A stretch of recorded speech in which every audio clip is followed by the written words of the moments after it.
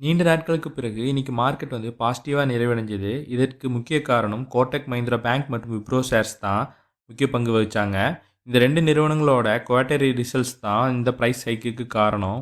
இந்தியாவில் private banking செக்டர்ல 3வது மற்றும் முன்னணி நிறுவனமா விளங்கும் கோட்டக் மஹிந்திரா பேங்க் அவங்க ரிசல்ட்ஸ அனௌன்ஸ் பண்ணியிருந்தாங்க. கடந்த ஆண்டின் இதே காலாண்டை கம்பேர் பண்ணும்போது இவங்க நெட் ப்ராஃபிட் 10% உயர்ந்ததா அனௌன்ஸ் பண்ணாங்க. லாஸ்ட் இயர் தேர்ட் குவார்ட்டரில் இவங்க நெட் ப்ராஃபிட் 3005 கோடியாக இருந்துச்சு.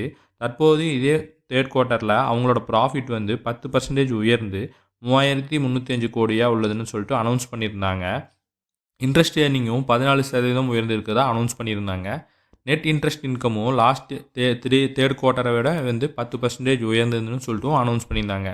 இந்த பாசிட்டிவ் ரிசல்ட்ஸின் காரணமாக வந்து பார்த்தீங்கன்னா, கோட்டக் மஹிந்திரா பேங்க்குக்கு இன்றைக்கி வந்து மார்க்கெட்டில் நல்ல வரவேற்பு கிடைச்சிது. இன்றைக்கி ஒரே நாளில் மட்டும் இந்த நிறுவனம் வந்து 9% வரைக்கும் இந்த நிறுவனத்தோட ஷேர்ஸ் வந்து உயர்ந்துச்சு. நிஃப்டி 50ல் பங்கு வகிக்கும் இந்த நிறுவனத்தோட நல்ல பாசிட்டிவ் ரிசல்ட்னால வந்து பார்த்தீங்கன்னா, இன்றைக்கி இந்த நிஃப்டி 50யை வந்து இந்த நிறுவனம் நல்லாவே ஹோல்ட் பண்ணுச்சு. 9% வந்து இந்த இன்ட்ரடேலவே வந்து பார்த்தீங்கன்னா, இந்த நிறுவனத்தோட ஷேர்ஸ் வந்து உயர்ந்துச்சு. நல்ல குவார்ட்டர்லி பெர்ஃபார்மன்ஸ் காரணமாக ஃபினான்ஷியல் இன்ஸ்டிடியூஷன்ஸும் வந்து பார்த்தீங்கன்னா, இந்த நிறுவனத்தோட ரேட்டிங்கை வந்து உயர்த்தியிருக்காங்க. நிறைய நிறுவனங்கள் வந்து இந்த நிறுவனத்துக்கு பை ரேட்டிங் தான் கொடுத்துருக்காங்க. இது கோட்டக் மஹிந்திரா பேங்க்கோட ஷேர் ஹோல்டர்ஸ்க்கும் அந்த நிறுவனத்துக்கும் ஒரு நல்ல பாசிட்டிவ் சைனாக தான் பார்க்கப்படுது. கோட்டக் பேங்க்குக்கு அடுத்து இன்றைக்கி நல்லா பெர்ஃபார்ம் பண்ண நிஃப்டி 50யை ஸ்ட்ராங்காக ஹோல்ட் பண்ண நிறுவனம்னா அது விப்ரோ தான்.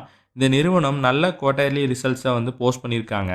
கடந்த ஆண்டு குவார்ட்டர் தேர்டோட ரிசல்ட்ஸை வந்து கம்பேர் பண்ணும்போது இவங்களோட நெட் ப்ராஃபிட் 24% வரைக்கும் உயர்ந்திருக்குன்னு சொல்லிட்டு அவங்க அனௌன்ஸ் பண்ணியிருக்காங்க. பட் அதே சமயம் அவங்களோட ரெவன்யூ வந்து 0.5% தான் உயர்ந்திருக்கு. சீசனலி வீக் குவார்ட்டராக கருதப்படும் இந்த குவார்ட்டரில் இவங்க நல்ல ரிசல்ட்ஸை போஸ்ட் பண்ணதுனால இந்த நிறுவனத்தோட ஷேர்ஸ்க்கு இன்றைக்கி நல்ல வரவேற்பு கிடச்சிது. 8% வரைக்கும் விப்ரோ ஷேர்ஸ் வந்து இன்றைக்கி உயர்ந்துச்சு.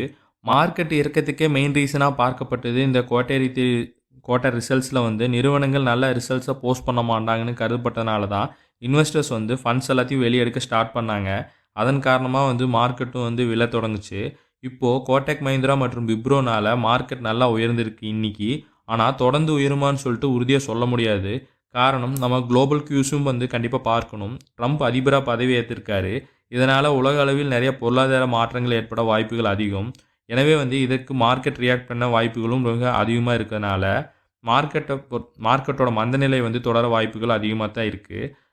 2 ஆர் 3 செஷனில் வந்து பார்த்தீங்கன்னா மார்க்கெட் பாசிட்டிவாக முடிவடைஞ்சுன்னு சொல்லிட்டு உடனே வந்து மார்க்கெட் கரெக்ஷன் ஓவர் ஆகிடுச்சுன்னு சொல்லிட்டு கன்சிடர் பண்ண வேண்டாம்.